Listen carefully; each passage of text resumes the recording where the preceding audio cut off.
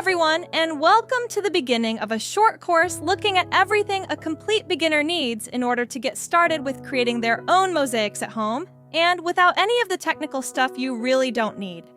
Before you start today, we're going to be going over all the essential tools that you need. These are the ones that you can't really get away with not having before you begin, but luckily they are all really easily available, and not too expensive either. But in case you're wondering where to get them from, I'll pop some links in the description for you to take a look at. But without further ado, let's get started. First of all, if you plan on doing any cutting of any tiles at all, then you're going to need a pair of nippers. And there are two types to choose from: the wheeled nipa and the standard nipa. These curious-looking real nippers are essential cutting tools. If you're looking at cutting glass tiles, the wheels have a very fine edge that grips the tile as you squeeze a handles down at the line of pressure that this creates cuts through the glass without shattering it. Real nippers can also be used for ceramic tiles, although they can be a little bit clumsy if you're cutting long lines, but they're really good if you're doing detailed work. Standard nippers, on the other hand, can be used with glass tiles at all. They will always just shatter the tile rather than cutting it. But they are perfect for working with all types of glazed ceramic. So depending on which type of media you're looking to work with will probably dictate the type of nippers you're looking to buy. If it's the bright and vibrant hues of glass that's tempting, you then go for the wheels. If it's the gentle hues of natural ceramic that really stand out, then you can get away with just the standard nippers.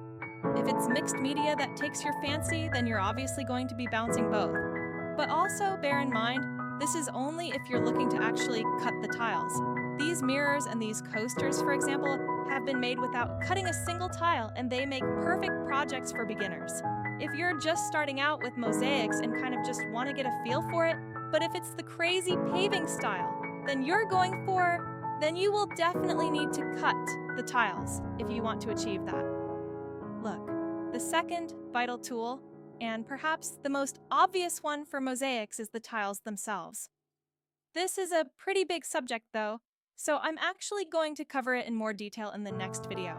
But for now, you just need to know that mosaic tiles come in a vast array of different shapes and colors and sizes. There are glass tiles, ceramic tiles, mirror tiles, glittered ones, striped ones, matte ones. You name it, it's out there. It's available. Some need to be cut, and some really should never be cut.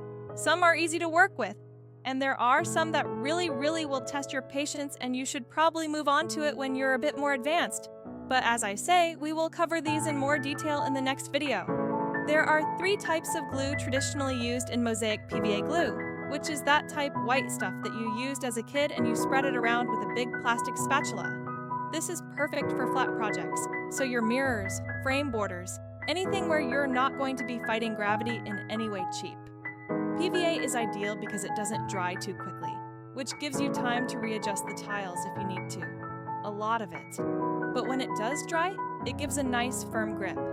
If you're creating projects that will have a gravitational issue, such as working on curved surfaces like rocks or plant pots, that I would go with a fabric glue. This is just another type of PVA, but it's much thicker and bonds more quickly than standard PVA, meaning tiles are less likely to slip into the wrong position before they've had time to dry. Lastly, you can use the tile grout itself as a glue. If it's an adhesive tile grout, then it's got PVA already in it, and by just pressing tiles in it, you can use it to stick it to your surface. This type of grout gives a good strong bond, and it's ideal for freestyle projects such as decorating rocks or mosaics with children, as they can just press the tiles in wherever they please. And the only real downside to it is that it can be difficult to reposition your tiles. Most mosaics use grout in between the tiles as it strengthens the whole piece, foams the tiles in place, and the different colors of grout could also have a really strong effect on how the whole piece looks. White grout makes the individual tiles stand out, but it also displays the colors of the tiles most effectively, whereas a soft gray will push the grout into the background. And this makes it much easier to see the tiles as one large group of color rather than as individual little pieces. Very dark grout, on the other hand, stands out the most and could become almost the main feature of the whole piece. You just need to beware. The black or very dark gray grout can also stain ceramic tiles, especially if they're the paler ones. And so it's usually best to work with dark grays and blacks on glass. There are lots of things you can use as a board or objects decorate with mosaics. The only rule is that it needs to be solid. Mosaic will break really easy if it's distorted in any way. Good is perhaps the most obvious choice indoors, as it's solid, cheap, easily cut all manner of different shapes and sizes. Personally, I like to create tangible wall art, and wood is perfect for this because it's not too heavy, and you can easily attach the little frame hooks to the back, but you can also use old coasters, trays, mirrors, furniture, anything where you can stick something to it. You can mosaic it, you can even use other tiles. The big ones that you use for kitchens, for example, they make perfect plot holders because it doesn't matter if they get wet. Again, notice there's no cuts on this project as well. Good for beginners.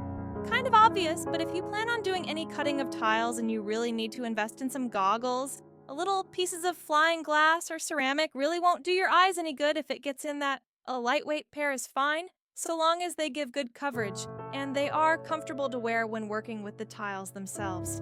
You don't really need any gloves, and I tend not to use them just because I like to have a really good feel of what I'm doing. But when it comes to grouting, it's a good idea to get some rubber gloves just to give you a hand, some protection. Normal grout will really dry your skin and color crack, and dye it quite badly as well. And a halfway decent half rubber gloves will prevent that from happening. You should also be careful when grouting. Is it going to be easy to cut the tips of your fingers when running them across the cut edges? So it's often better to apply a generous amount of grout and then wipe away the excess with a sponge rather than using a smaller amount and trying to press it in between the tiles with your fingers. And that is all the basic tools that you need to get started. With mosaics as a hobby, it can be as simple or as complicated as you want it to be.